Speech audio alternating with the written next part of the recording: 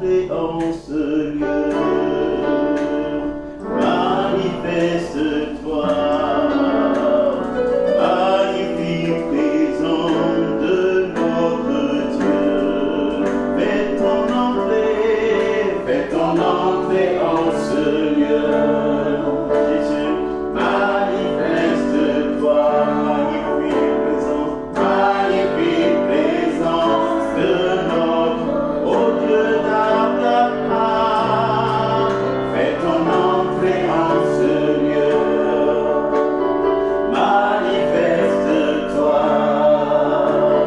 magnifique présence de notre. Fais ton entrée, oui, dans notre histoire. Manifeste-toi, magnifique présence de notre dans ma vie. Fais ton entrée, oh Dieu, fais ton entrée en ce. Manifeste-toi, Seigneur, fais voir tes enfants. Magnifique présence de notre dans notre histoire. Fais ton entrée en ce. Oh Dieu, très beau. Manifeste-toi, magnifique présence de notre Dieu.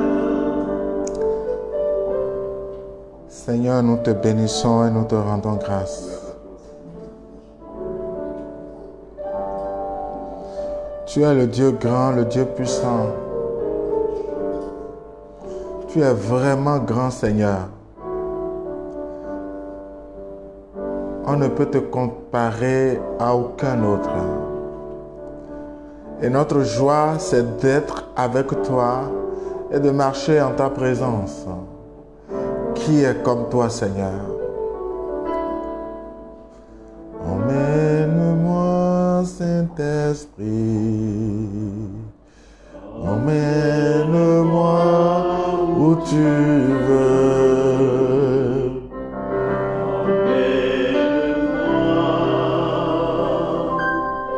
Auprès de Jésus. Emmène-moi.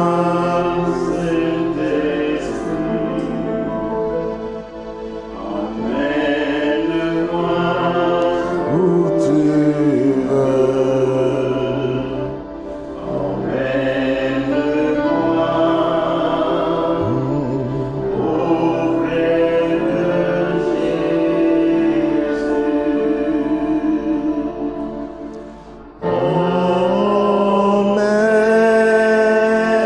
Emmène-moi dans les lieux très hauts. Fais-moi monter dans les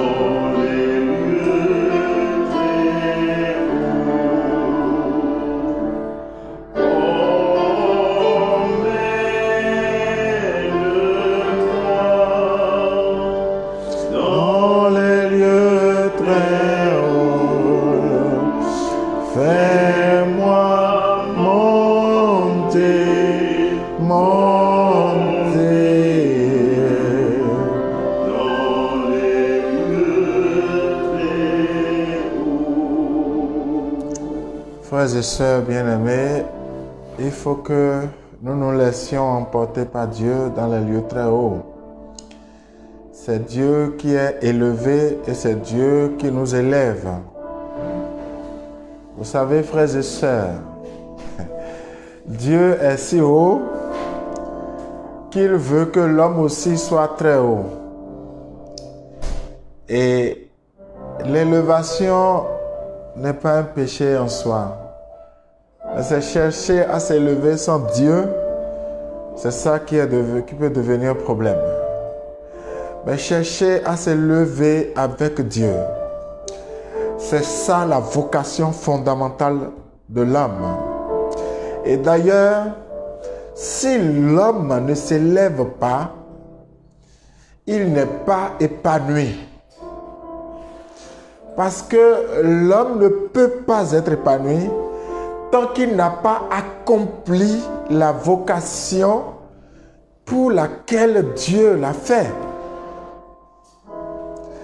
Oh, frères et sœurs, souvenez-vous de ce jeune homme riche qui est allé voir Jésus.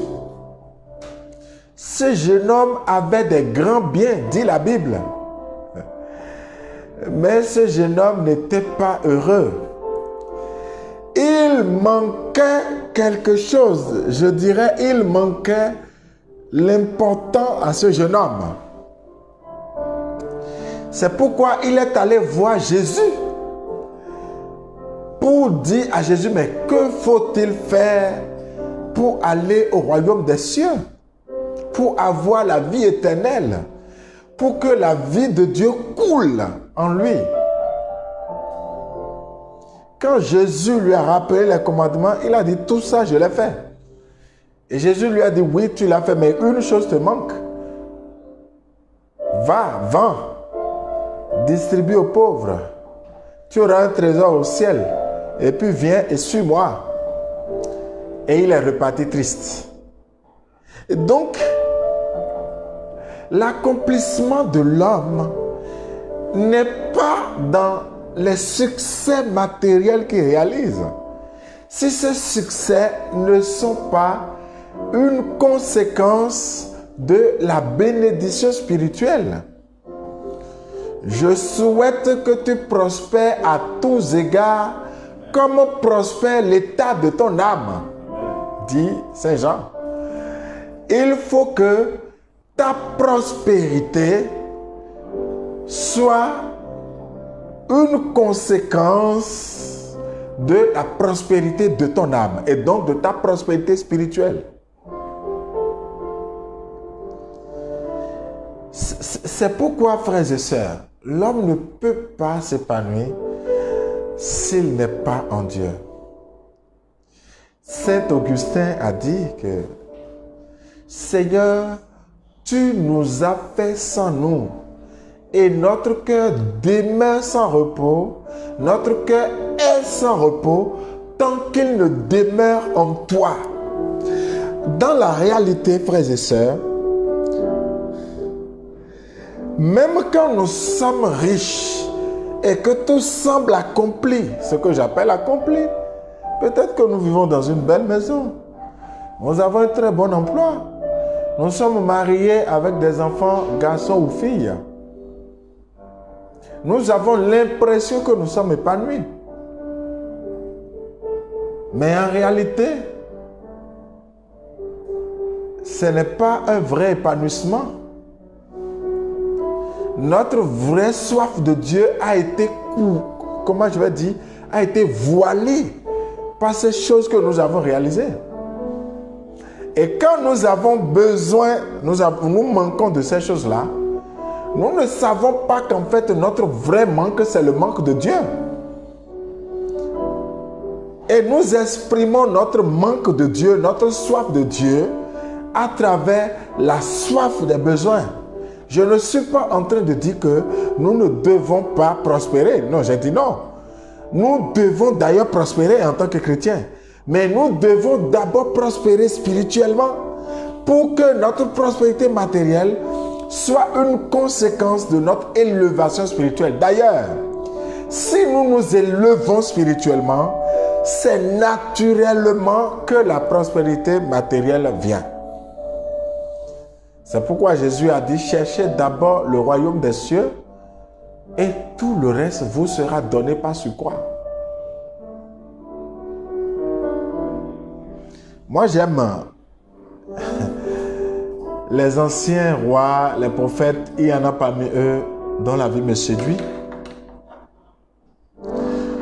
Il y a une séquence de la vie d'Ézéchias que je veux partager avec vous. On ne doit pas oublier qui est cet Ézéchias. Ézéchias était le roi qui avait été menacé par Sennachérib et qui avait crié vers Dieu. qui avait dit à Dieu, mais tu es un Dieu grand, comment quelqu'un peut te menacer?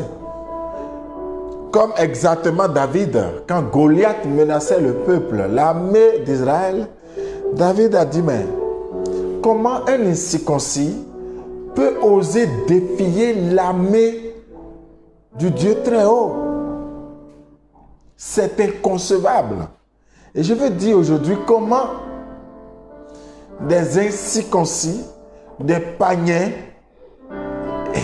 et même des divinités peuvent-ils menacer un fils de Dieu, un chrétien, quelqu'un qui croit en Dieu, quelqu'un qui a donné sa vie à Dieu, quelqu'un qui vit de Dieu? Comment est-ce qu'il peut être menacé? Ce n'est pas possible. C'est ce roi qui est tombé malade. Isaïe 38, à partir du premier verset, on dit, en ce jour-là, Ézéchias fut atteint d'une maladie mortelle. Ézéchias est atteint d'une maladie mortelle. C'est peut-être ton cas. Ézéchias est atteint d'une maladie mortelle. Ce n'est pas suffisant. Le prophète Isaïe, fils d'Amoc, vint lui dire, ainsi parle Yahvé, mets ordre à ta maison car tu vas mourir, tu ne vivras pas. Alors imagine que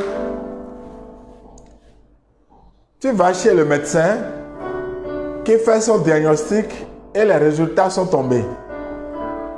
Et on te dit, tu es atteint d'une maladie, tu vas mourir. Et pendant que tu as ce résultat, Dieu envoie un de ses fils vers toi pour te dire, écoute, prépare-toi parce que tu vas mourir.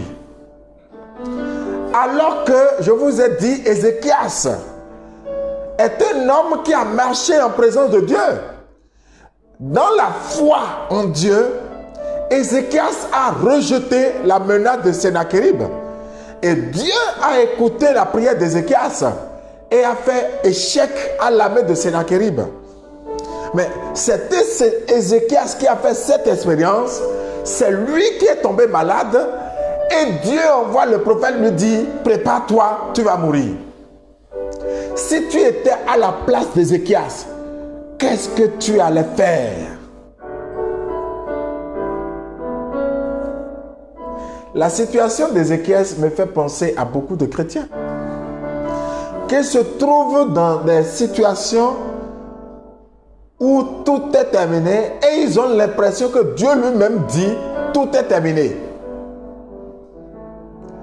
Oh frères et sœurs,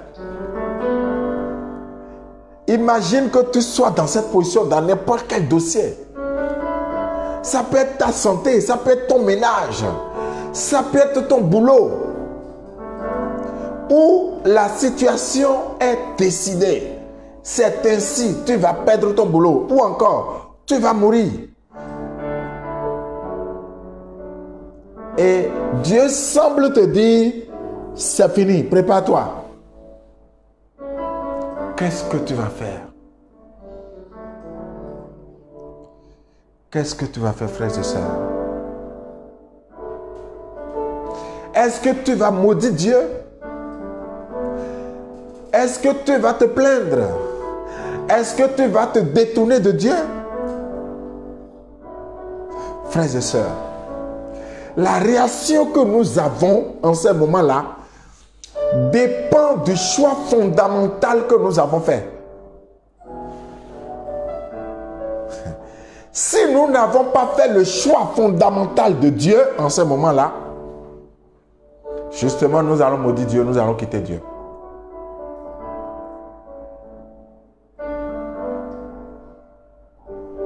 Mais celui qui a fait le choix fondamental de Dieu va réagir comme les frères de Daniel, qui ont dit au roi Nabuchodonosor, notre Dieu va nous sauver. À supposer même qu'il ne va pas nous sauver, nous n'allons pas adorer cette statuette. Ça, c'est une réponse de foi. La mort était là. Le four est réchauffé 7 fois. Celui qui a fait le choix fondamental de Dieu, son expression, l'expression de ses choix dit plutôt, voici le choix que je vais faire. J'espère ceci de Dieu. Et même si Dieu ne réalisait pas comme ça, je choisis quand même de rester fidèle à Dieu. Celui qui a fait le choix fondamental de Dieu, il reste ferme dans ses choix, quelle que soit la réponse probable, le choix probable que Dieu peut faire.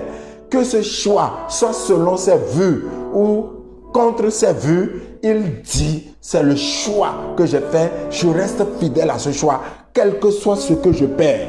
C'est ceux qui sont capables de se prononcer comme ça, qui ont fait le choix fondamental de Dieu, qui ont choisi Dieu. Or, c'est dans le choix de Dieu, de cette façon, que peut se manifester la puissance de Dieu, la gloire de Dieu.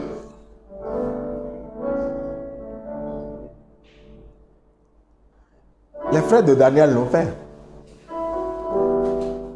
Dans le livre des martyrs, ce qu'on appelle Maccabée, deuxième livre de Maccabée, on a vu la dame qui avait 7 fils.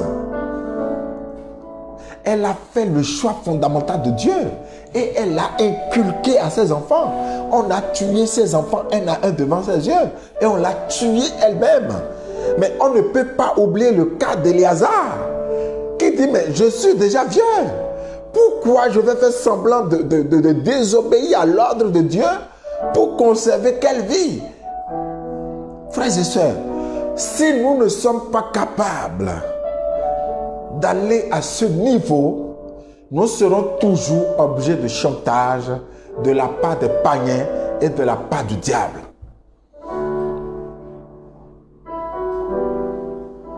Mais ce qui est étonnant, frère, c'est que nous qui, parfois, nous refusons de donner notre vie à Dieu, mais quand nous nous trouvons devant les apôtres du diable, les choisis du diable, et on nous dit, mais voilà, tu vas réussir, tu vas faire ceci, tu vas faire ça, mais tu dois vendre ta vie, tu dois vendre ta femme, tu dois vendre ton enfant. Là, on est prêt. C'est bizarre. Et un jour, il y a déjà quand même 10 ans en arrière, même plus, j'ai eu la grâce d'écouter un frère. Mais ce frère, il a été suivi par un agent du diable, un jeune homme qui était dans son quartier, je vous dis, et qui le surveillait. Et quand il sort de la maison avec sa voiture, la première fois, le jeune homme l'a arrêté. Ah, tonton, est-ce que vous allez dans telle zone? Ah, il sait bien que le monsieur travaille dans la zone. Il a dit oui. Il a dit, ah, vraiment, tonton, est-ce que vous pouvez me déposer à tel endroit? Et bon, chrétien, tu fais quoi? Tu le prends. Il a pris. Il a déposé. Fantastique, fantastique. Le premier jour, le jeune homme, ah, merci tonton, tout ça. Le lendemain, le jeune homme était au même point. Bien, tonton, c'est comme hier, hein, excusez-moi. Et c'est devenu un contrat tacite où, quand le monsieur sort de chez lui, il prend le jeune homme. Alors, petit à petit, ils ont commencé à échanger. Mais ce jeune homme qui n'avait rien et qui avait besoin que lui, il le dépose, a fini par le convaincre, à force d'échange, que lui-même connaît quelqu'un, un monsieur, qui est capable de faire en sorte que je vais dire, celui qui est en train de l'aider là, ne puisse plus jamais être pauvre. Et lui, il a cru. Donc, c'est le frère qui me parlait. Il a cru ce que le jeune homme lui a dit. Et le jeune homme aurait pris contact avec son vieillard. Et le vieillard lui a donné rendez-vous à mon frère là, au bord de la mer. À une heure précise. Il est parti. Et on lui a dit, attention, quand tu y seras, quel que soit ce que tu vas voir, tu ne dois pas crier, tu ne dois pas trembler. Et il est allé. C'est lui-même, celui qui est venu me voir, c'est lui-même qui me raconte ça. Et quand il est là, à l'heure donnée, quelqu'un est sorti de l'eau avec une calebasse et lui a dit, voici une calebasse que je te donne, mais tu dois me donner le nom de ton garçon. Et il a dit, pourquoi? On ne lui a pas dit qu'il devait donner un nom. On lui a dit qu'il doit sacrifier quelque chose ou quelqu'un. Et qu'il faut qu'il donne le nom de son garçon ou de sa femme. Et comme il aimait son garçon, il a dit, ah non, non, si c'est ça, je ne veux pas. Alors la personne qui est sortie de l'eau, de la mer, lui a dit, bon, écoute, on voit que tu es quelqu'un de bien. Attends, je reviens, comme tu ne veux pas donner de nom.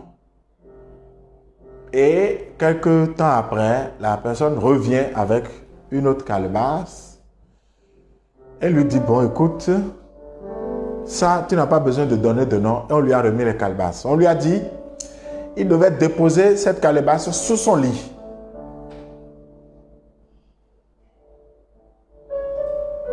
Sous son lit. Et tant qu'il a besoin d'argent, il pouvait aller ouvrir cette calebasse et il y aurait toujours de l'argent pour lui. Effectivement, il raconte que quand il a pris la calebasse, il allait déposer ça sous son lit. Mais il y avait des interdits. Tu ne dois pas faire ceci, tu ne dois pas faire ça, on lui a dit. Il a mis la calebasse sous le lit, effectivement.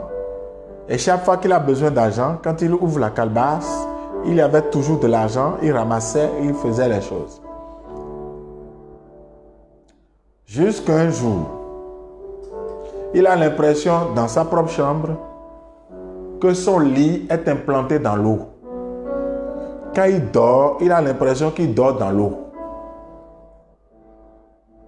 Il se réveille, il dit, mais je suis chez moi, pourquoi j'ai la sensation d'être dans l'eau?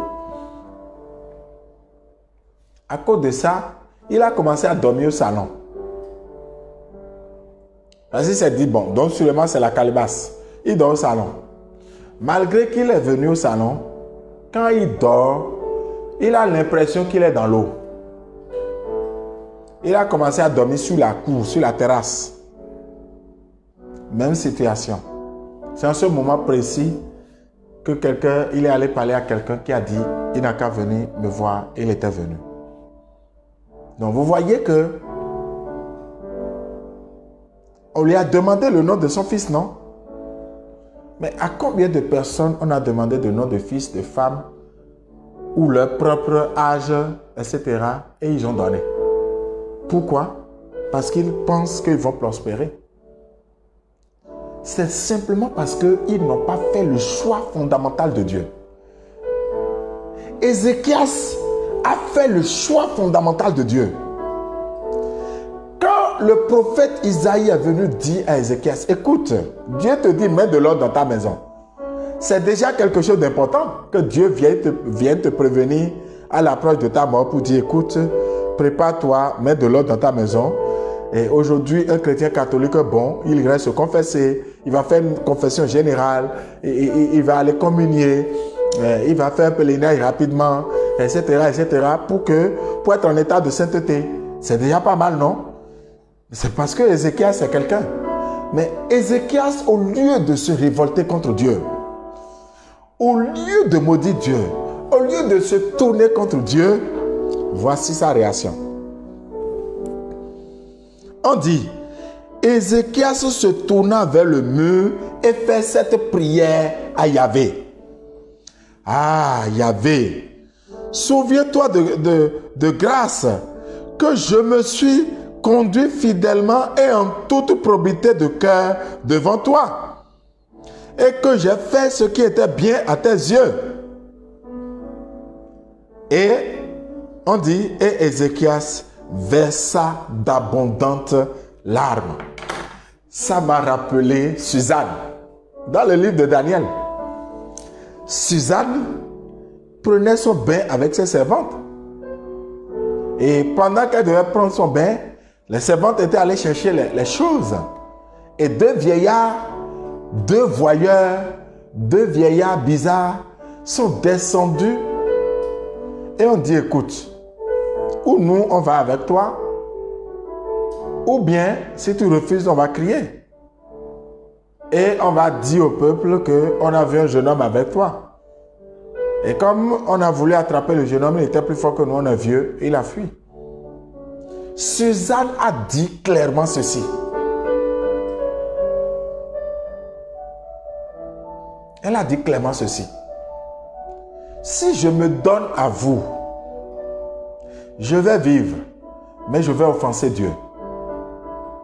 Si je ne me donne pas à vous, je vais vous offenser, je vais mourir et je serai dans les mains de Dieu. Je préfère mourir et être dans les mains de Dieu. Suzanne n'a pas reçu au préalable la promesse de Dieu de dire « Réponds comme ça et moi je vais te sauver après ». Non. C'est le choix fondamental que Suzanne a fait de Dieu qui l'a amené à dire « Je préfère m'abandonner dans les mains de Dieu ». C'est ça Ézéchias a fait.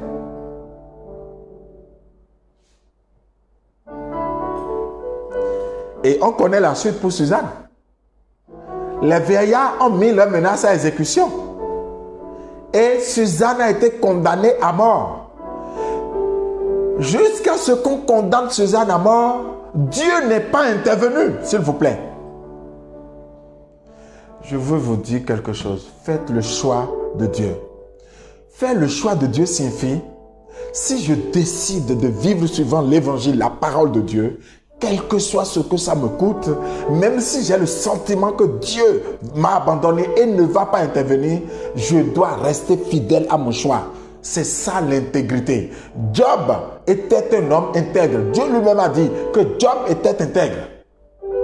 L'intégrité, c'est de rester fidèle aux valeurs qu'on a choisies, quel que soit ce que ça nous coûte. Tu as décidé de ne pas participer à la corruption, même si ça va te coûter la vie de ton mari, de ta femme, de tes enfants.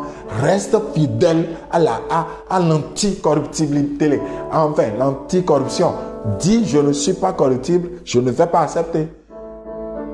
Tu as fait la promesse d'être fidèle à ta femme, d'être fidèle à ton mari, devant les hommes et devant Dieu. Quel que soit ce que ça te coûte, même si ça te coûte la vie, reste fidèle à ton engagement. N'abandonne pas ton engagement, c'est ça l'intégrité. Quel que soit ce que ça te coûte, même si ça doit te coûter la mort, même si ça doit te coûter l'humiliation, accepte parce que c'est ce que tu as choisi. Il faut que tu sois intègre. Suzanne s'est remise à Dieu.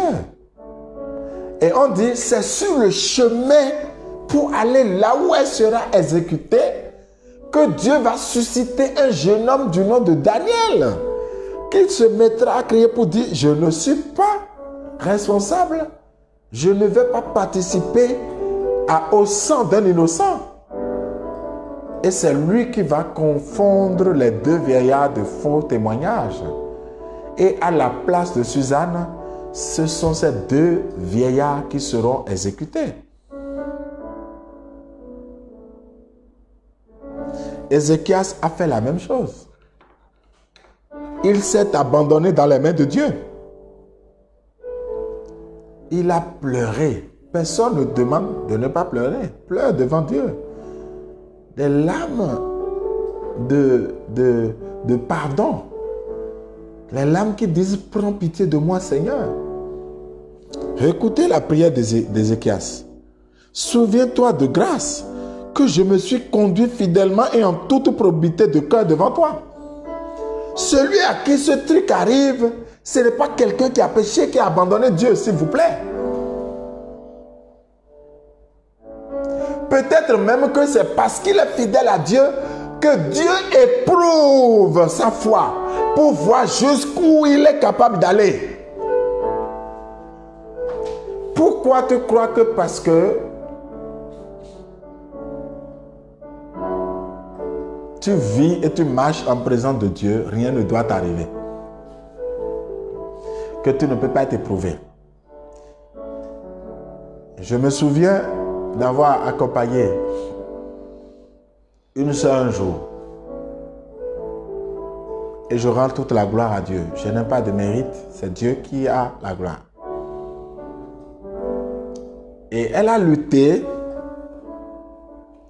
pour ne pas faire de son corps un instrument de plaisir des hommes.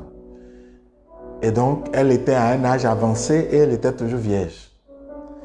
Les jeunes filles de son temps qui n'ont rien respecté de la chasteté et qui ont vécu dans la fornication ont eu l'air d'avoir vu trouver de mari et ont fait des enfants. Et cette sœur-là, elle s'est mariée aussi, mais elle n'a pas eu d'enfant. Et un jour, elle m'appelle pour dire qu'elle veut me voir. Et quand elle me voit, elle me dit, mais qu'est-ce que moi j'ai fait à Dieu? Je dis pourquoi? Elle dit, mais les filles qui ont promené leur corps de lit en lit, Dieu leur donne des enfants. Mais moi qui suis resté fidèle et je n'ai rien fait, pas amour pour lui, il ne me donne pas d'enfants. Je lui avais répondu ceci, que la main gauche oublie ce qu'a fait la main droite. L'obéissance que tu as eue pour Dieu,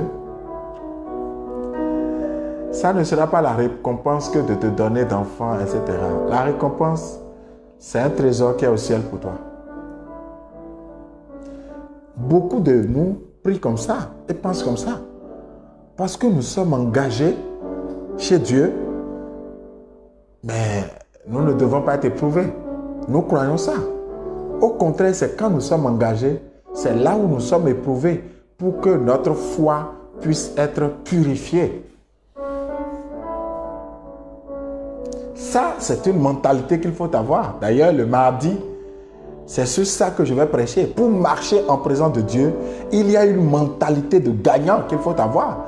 Il y a la foi, ce qu'on appelle la mentalité. C'est une foi inébranlable qu'il faut avoir. Rendez-vous mardi, ne ratez pas quand je parlerai de ça pour vous montrer que ceux qui marchent avec Dieu, Dieu les forme d'abord à avoir une mentalité forte, une foi extraordinaire. Sinon, tu ne peux pas marcher avec Dieu. Tu vas pleurer, tu vas te plaindre et souvent à la veille du résultat.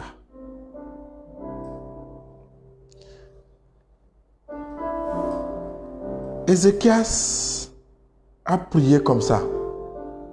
Écoutez ce que Dieu lui a dit. La parole de Yahvé se fit entendre à Isaïe. Va dire à Ézéchias, ainsi parle Yahvé, Dieu de ton ancêtre David. J'ai entendu ta prière, j'ai vu tes larmes. J'ajouterai 15 années à ta vie. Je te délivrerai, toi et cette ville, de la main du roi d'Assyrie, et je protégerai cette ville. Voici de la part de Yahvé le signe qui fera ce qu'il a dit. Voici que je vais faire reculer l'ombre des degrés que le soleil a descendu sur les degrés de la chambre haute d'Akaz. 10 degrés en arrière. Dieu va même faire un signe pour dire à Akaz, je suis avec toi. Alors, Akaz a été guéri de sa maladie et il va chanter un cantique d'action de grâce à Dieu. Je voudrais prier Dieu que toi qui m'écoutes maintenant, quel que soit le domaine dans lequel tu as l'impression que tout est fini, que tu sois capable de rester fidèle à ton engagement et que tu adresses la prière à Dieu et que si tu as des larmes, ce soit devant Dieu que tu ailles pleurer pour dire à Dieu, je suis à bout, je n'en peux plus. Si ta force ne vient pas à mon secours, je ne peux plus rien. Mais si tu ne veux pas venir à mon secours, si c'est ta volonté, me voici Seigneur. Après ça, tu laisses Dieu faire ce qu'il a envie de faire. Et tu vas voir la gloire de Dieu. Tu verras la gloire de Dieu. Jésus va dire à la sœur de Lazare, ne t'ai-je pas dit, si tu crois, tu verras la gloire de Dieu. Je vais élever le nom de Dieu sur ta vie. Je vais bénir Dieu pour toi. Et je veux proclamer sur ta vie que la volonté de Dieu soit faite. Que tout ce qui ne correspond pas à la volonté de Dieu dans ta vie puisse être levé, de sorte que ce que Dieu a décidé dans ta vie soit accompli. Que le blocage soit levé. Que les murs qui ont barricadé ta vie s'écroulent sous le son de la trompette des anges, de sorte que tu puisses toucher le dessein de Dieu sur ta vie.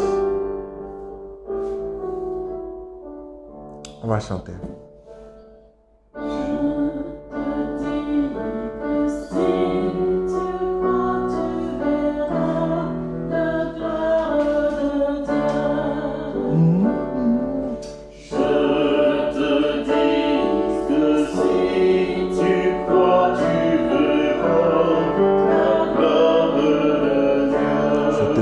Si tu crois, tu verras la gloire de Dieu.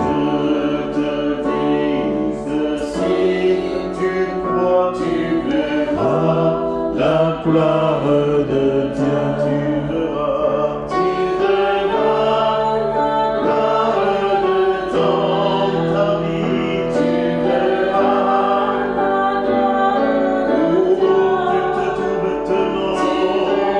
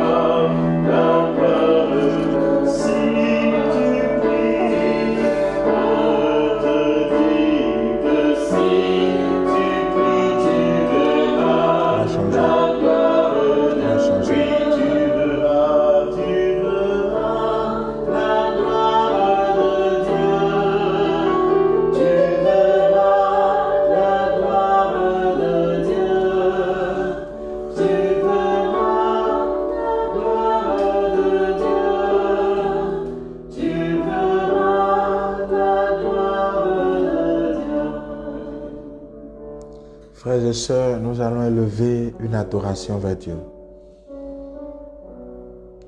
Quel que soit ce que tu vis, accepte d'élever l'adoration vers Dieu.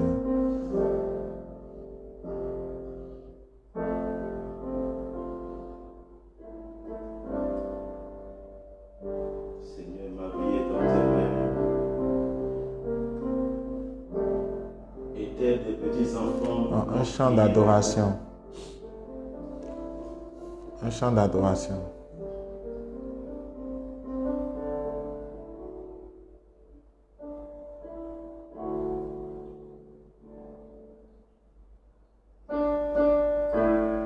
Oui, Seigneur. Tu es Alpha.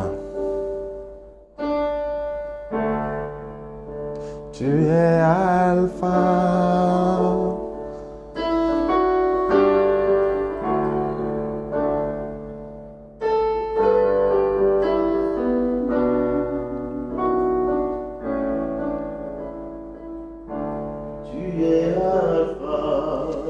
Tu es Alpha et l'Oméga. Nous t'adorons, Seigneur. Tu es digne de louange. Seigneur, tu es l'Alpha.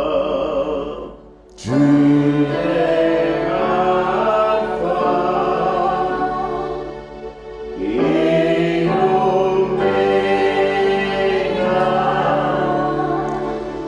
nous t'adorons, Seigneur.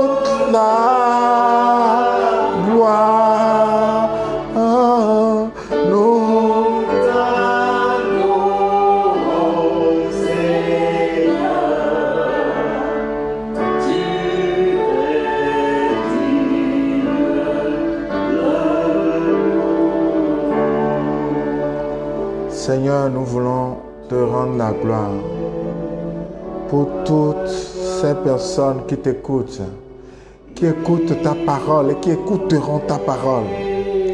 Tu es le Dieu puissant et grand, et ta parole s'accomplit toujours dans la vie de celui qui l'a entendu. Père, par le nom de Jésus et dans le Saint-Esprit, avec l'intercession des saints de la Vierge Marie, visite la vie de tous ceux qui t'écoutent et agis dans leur vie comme tu as agi dans la vie de Suzanne, d'Ézéchias, des frères de Daniel ou de Pierre, de Paul ou d'autres personnes, parce que tu es le même aujourd'hui, hier, et tu seras le même demain. Tu n'as pas changé et tu es le Dieu de bénédiction. Touche toutes ces personnes, touche-les, ceux qui crient vers toi en ce moment, pour que ton nom soit béni. Tu es saint, Seigneur, tu es grand, Seigneur, et nous te rendons la gloire. Merci, Seigneur. Sois béni, Seigneur. Amen.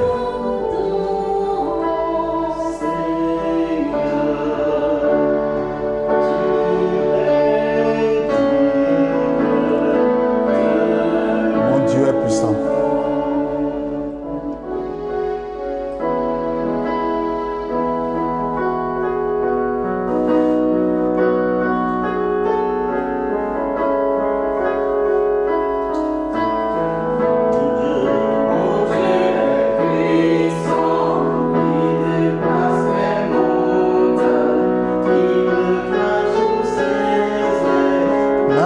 Sous son nom.